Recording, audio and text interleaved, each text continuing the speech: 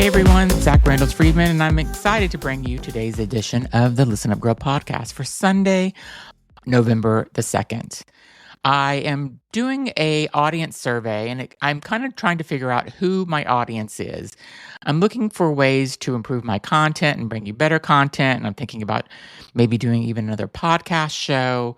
And I have my podcast, this podcast, Listen Up Girl, and I have my other podcast, Everything and Anything and a Bit Gay, where I do interviews, and I have a million ideas. But I would really appreciate it if you would just it takes no more than 10 minutes, go to the description of this podcast and click on the link for the survey and take it, and it will only take you less than 10 minutes. And it just helps me kind of figure out, like, what am I doing right? What am I doing wrong? What could I improve? And what do people want to hear? But today, I'm going to bring you the latest LGBTQ plus and human rights news from around the world, from the fight for equality in Texas courts to groundbreaking election in the Netherlands. The powerful acts of allyship in Texas. We've got a lot to cover, so let's dive right into it. First story is Texas judges may refuse to marry same-sex couples. State judges in Texas can now legally refuse to perform same-sex weddings if doing so conflicts with their religious beliefs.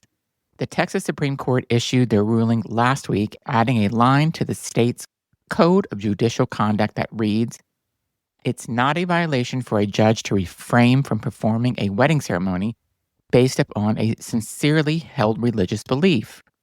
The amendment was signed by all 9 Republican justices and took immediate effect. Critics say the decision further erodes LGBTQ plus rights in a state already known for pushing restrictive legislation. The move could also influence federal challenges to marriage equality currently making their way through the courts.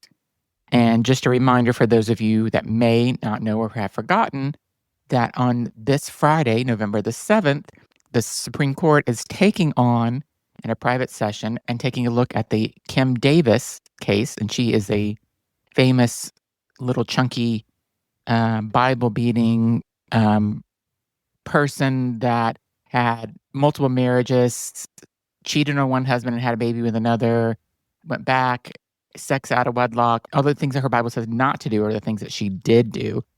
And she's the one that didn't want to marry people in the state of Kentucky. And she got sued for about $250,000. And she's taking all this back to court 10 years later. So very sad that people can't just let people have a happy life. Next story, we go to Ireland, where Ireland declares a gender violence emergency. In Ireland, activists are calling for urgent government action to end what they describe as a gender violence emergency. The group ROSA, the socialist feminist movement, has announced a march for the International Day for Elimination of Violence Against Women, set for Tuesday, November the 25th at 5:30 p.m. in Dublin. The group says survivors of gender violence are being re-traumatized by court practices that allow defense teams to access victims' private therapy notes. Rosa argues that nothing short of a full ban on such access will suffice, calling the government to protect survivors and their privacy. I can't believe that they would allow someone to go look at private therapy notes of a survivor. But we got some good news. Netherlands is electing its first openly gay prime minister. The 38-year-old Rob Jetten, who is very cute, is going to make history as the country's first openly gay and youngest prime minister. He declared victory on October the 31st. The leader of the centrist D66 party ran a hopeful, forward-looking campaign, tackling tough issues like housing and immigration head-on while promoting inclusivity and optimism. Jetten, who has served as the climate minister, has become known for his yes we can energy and polished communication style. He also has been outspoken against the far-right leader, Geert Wilders, accusing him of hijacking Dutch identity and weaponizing LGBTQ plus and women's right to attack Muslim communities.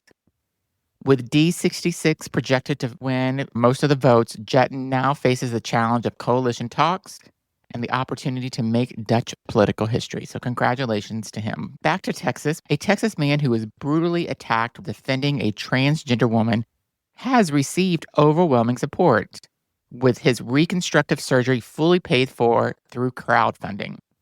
33-year-old Jared Atkinson was at Barton Springs Pool in Austin when he intervened as three men hurled slurs and assaulted two women. One of the men punched Atkinson in the head, knocking him unconscious and fracturing his jaw. Without insurance, Atkinson's family started a GoFundMe that raised more than $74,000. Dr. C.J. Levine, a local plastic surgeon, offered to perform the complex jaw surgery for just $1,400, covering only the cost of the operating room. By October, Atkinson had made a full recovery. Two men have been charged with aggravated assault. Atkins asked why he was reluctant to ask for help, but he was overwhelmed by outpouring love and support from the community. What a great guy. We need more people like that. Next, a quick headline is anti-LGBTQ tweet. Representative Nancy Mace is under fire after tweeting Adam and Eve, not Adam and Steve, despite having previously voted to protect same-sex marriage in 2022. Next, we also have Portland's last lesbian bar is to close. Owners say that 2025 has been a devastating year for small businesses and our community. So the last lesbian bar in Portland will close. Very sad. Next, we have Canada boost LGBTQ plus security. The federal government announced new funding to protect LGBTQ plus communities during Pride events and increase women's representation in leadership. Then we have vandalism in Denver. Multiple LGBTQ-owned businesses were attacked with rocks and smashed windows over the past week. Police are doing an investigation. Then we have Luke Evans. He's going to star on Broadway. The actor will make his Broadway debut as Dr. Frankenfurter in the Rocky Horror Show at Studio 54 next spring.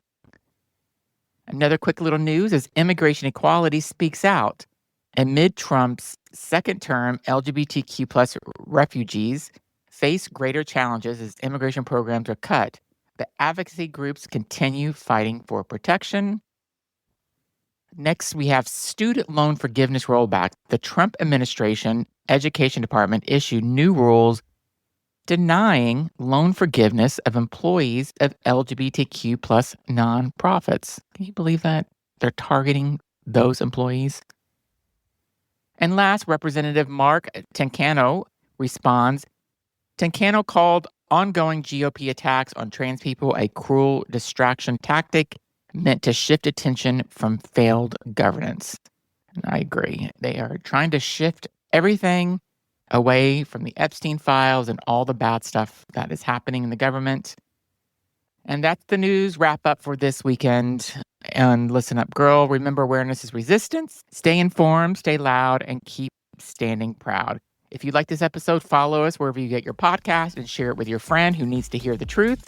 Until next time, I'm Zach Randall Friedman, and this is Listen Up, Girl.